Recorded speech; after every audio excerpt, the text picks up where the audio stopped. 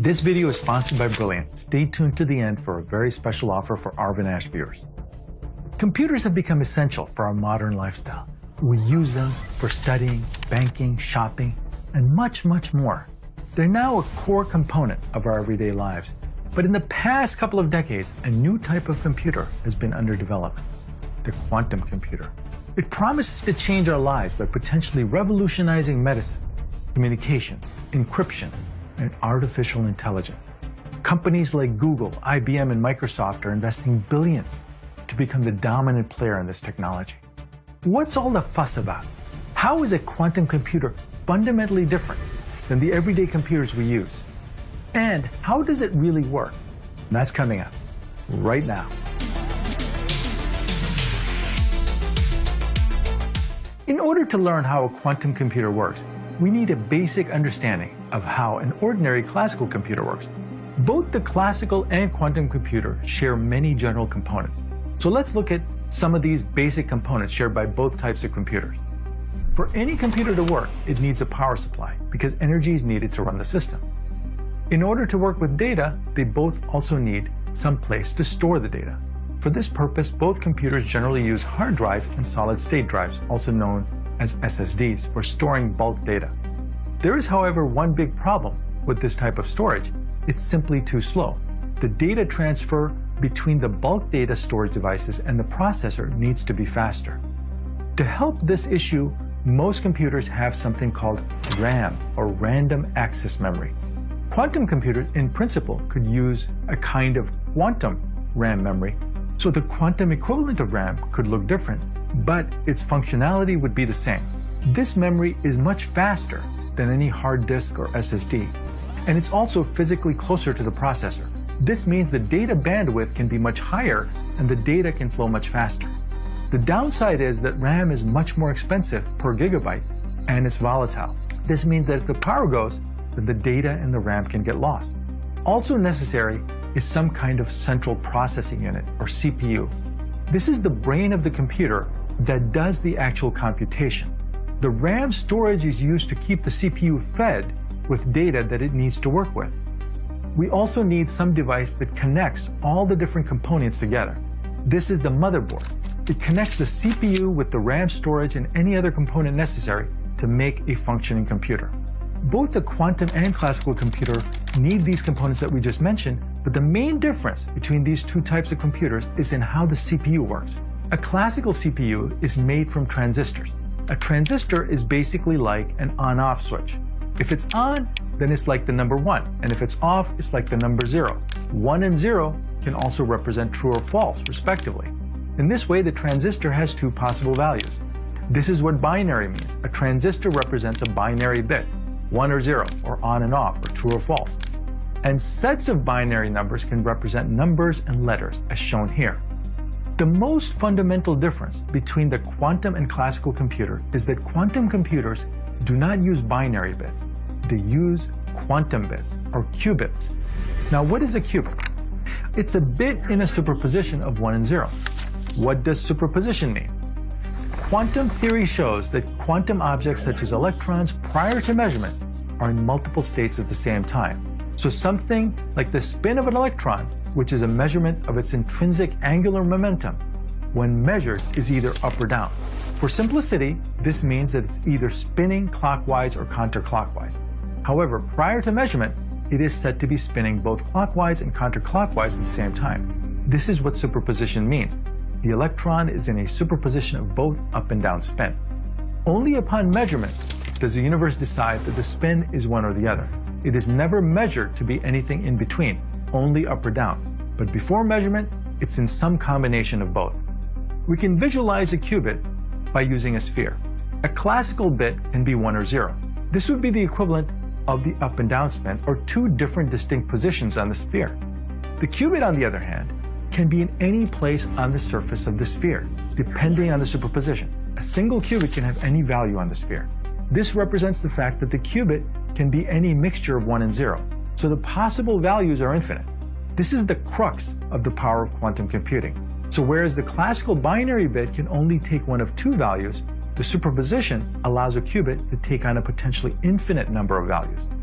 Practically, a qubit can be created by various quantum objects like photons, electrons, or even atoms. It doesn't really matter.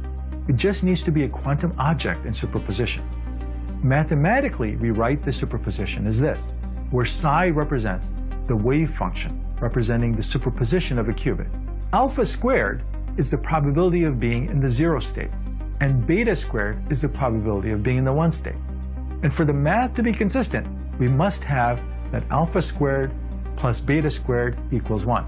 This makes sense because the total probability must be 1 or 100%. Thus, if we choose alpha to be 1, then beta must be 0, and vice versa. But this is the same as the classical case with binary numbers. However, in a quantum computer, these alpha and beta values can be any value between 0 and 1 as long as the equation is satisfied. For example, we could have a mixture where alpha and beta are each 1 over the square root of 2. This would satisfy the equation because when you square and add these numbers, you get 1. The fact that we can use qubits in superpositions is very powerful because it means we can ask several questions at once. What is the result if the qubit is 1? What is the result if the qubit is 0? What is the result if it is anything in between? So we can calculate the process where the bit is both 0 and 1 and anything in between. The downside is, of course, that the result will also be some superposition. So the quantum computer needs to maintain superposition throughout the process. The inputs are in superposition and the output will also be in superposition. During a computation, the quantum computer operates without any measurement of any kind. Because there are no measurements, the computer state evolves according to quantum mechanics. The computer follows multiple computational paths at the same time, analogous to the way a photon could follow multiple paths through a double-slit experiment. It only has a certain probability of ending up on certain locations. At the end, there is a measurement needed to read the result or output. This occurs only when the computation is finished. As the computer operates, no physical record is made of which computation is done. It does them all. Now, it's very important to understand that although the calculations are done while qubits are in superposition, the final measured answer has to be classical. So the result is always a classical result, a 1 or 0. You might ask, how do we go from superpositions to the final classical answer? To do this, we have to measure the superpositions to get a 1 or 0. The problem is, how do we know what we should get? Should we get a 0 or should we get a 1? Which one is correct? This is where quantum algorithms come into the picture.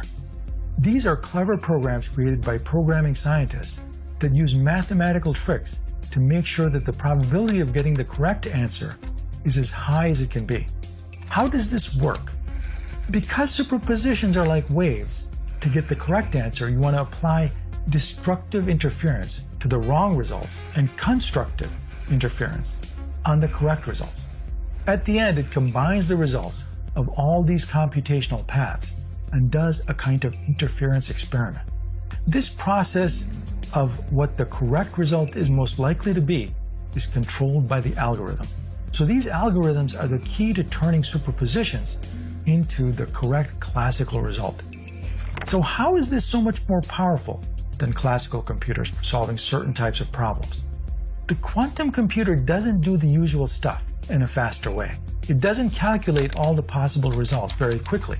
It calculates multiple functions at once for multiple possible inputs. So for example, if you wanted to find a person's phone number in a phone book containing 1,000,000 entries, it's not a problem. You would just look up their name in alphabetical order. But what if you had the inverse problem? You had a phone number and you were trying to find the name that it belongs to. A classical computer would have to look up one number at a time, on average 500,000 numbers or 500,000 operations before it found the correct name. The worst case would be examining 999,999 numbers before finding the name that it belongs to. However, if the phone book data was on a quantum computer, it could find the name in 1,000 operations. 1,000 is the square root of 1,000,000. Where does this number come from?